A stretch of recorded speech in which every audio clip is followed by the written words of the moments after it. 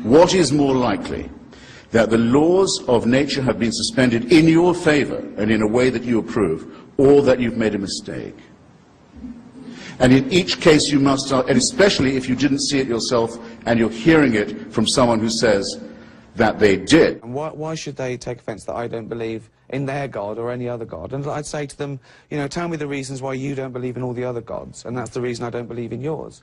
And I've got nothing against people believing in God at all, you know. In fact, if it, you know, did make you a kinder person, if you only did good things in his name, then great, you know, but there's the rub.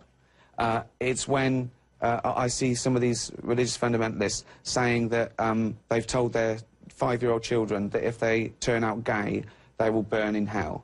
That, to me, is child abuse. Don't you sometimes feel sad about breaking all these myths apart? No, because I think it's... some myths deserve to be broken apart out of respect for the human intellect.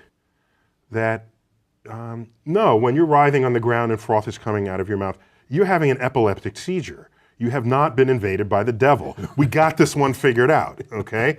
Religion has actually convinced people that there's an invisible man living in the sky who watches everything you do every minute of every day.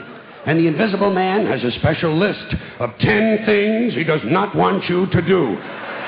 And if you do any of these 10 things, he has a special place full of fire and smoke and burning and torture and anguish where he will send you to live and suffer and burn and choke and scream and cry forever and ever till the end of time. But he loves you. God that our neighbors believe in is essentially an invisible person. He is a creator deity who created the universe to have a relationship with one species of primate. Lucky us. and he's got galaxy upon galaxy to attend to, but he's especially concerned with what we do, and he's especially concerned with what we do while naked. Just because they're offended by someone being gay, it doesn't mean they're right. You know, it's a strange thing that comes out of that being gay is a choice. No, being gay isn't a choice. You know, I want to go, well, go, you try it then. If it's a choice, have a go. See how much you like it, you know. Do you give people who make this case that that was the beginning and that there had to be something that provoked the beginning, do you give them an A at least for trying to reconcile faith and reason? I don't think they're reconcilable. What do you mean? Well, so let me say that differently. All efforts that have been invested by brilliant people of the past have failed at that exercise. They just fail. And so the track record is so poor that going forward I have essentially zero confidence, near zero confidence, that there will be fruitful things to emerge from the effort to reconcile them. And for those of you who look to the Bible for moral lessons and literary qualities, I might suggest a couple of other stories for you. You might want to look at The Three Little Pigs. That's a good one. Has a nice, happy ending. I'm sure you'll like that. Then there's Little Red Riding Hood, although it does have that X-rated part where the big bad wolf actually eats the grandmother, which I didn't care for, by the way.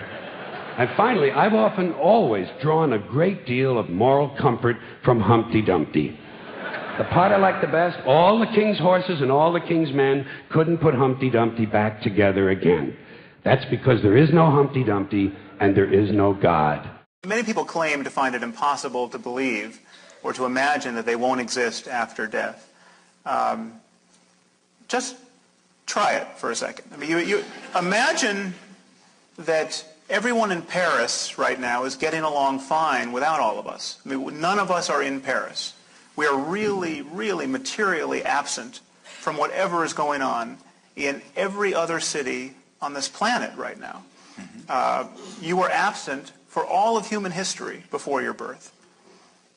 The idea that you simply can't imagine not existing after death is really kind of just for lack of trying, I think. If someone said, we're banning religion, I'd march to not have it banned. Because It's your right to believe what you want. And it's your right to be wrong. And I'll fight for that right. If you knew nothing about science and you read, say, the Bible, the Old Testament, which in Genesis is an account of nature, that's what that is. And I said to you, give me your description of the natural world based only on this. You would say the world was created in 6 days and that stars are just little points of light, much lesser than the sun. And in fact, they can fall out of the sky, right? Because that's what happens during the Revelation.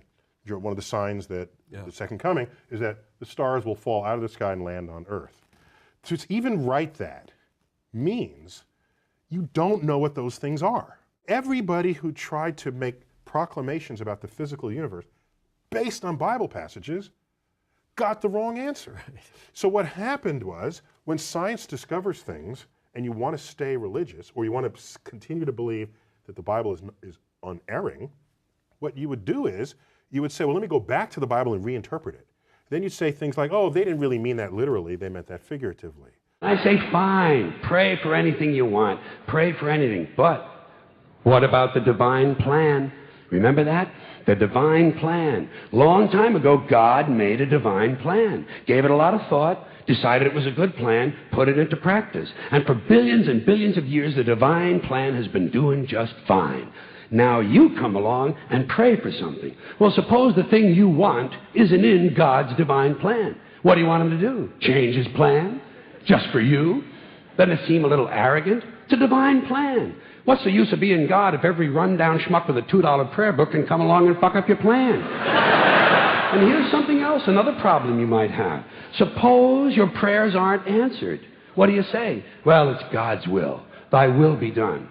Fine, but if it's God's will and he's going to do what he wants to anyway, why the fuck bother praying in the first place? Seems like a big waste of time to me.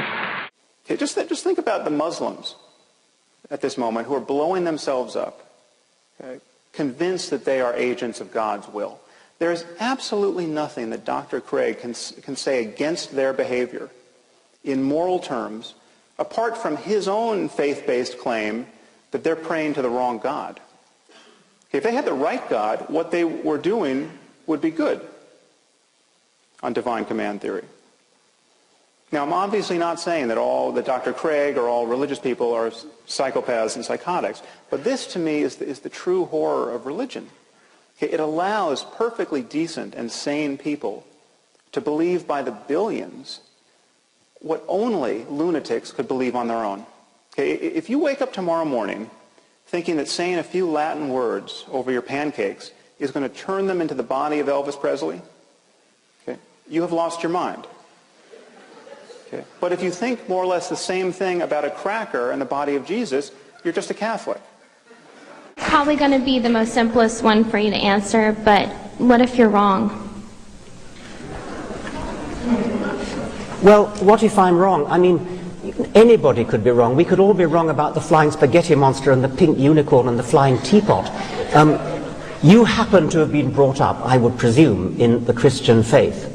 You know what it's like not to believe in a particular faith because you're not a Muslim, you're not a Hindu. Why aren't you a Hindu? Because you happen to have been brought up in America, not in India. If you've been brought up in India, you'd be a Hindu. If you were brought up in Denmark in the time of the Vikings, you'd be believing in Wotan and Thor. If you were brought up in classical Greece, you'd be believing in Zeus. If you were brought up in Central Africa, you'd be believing in the great Juju up the mountain. I mean, there's no particular reason to pick on the Judeo-Christian God in which by the sheerest accident you happen to have been brought up and ask me the question, what if I'm wrong? What if you're wrong about the great Juju at the bottom of the sea?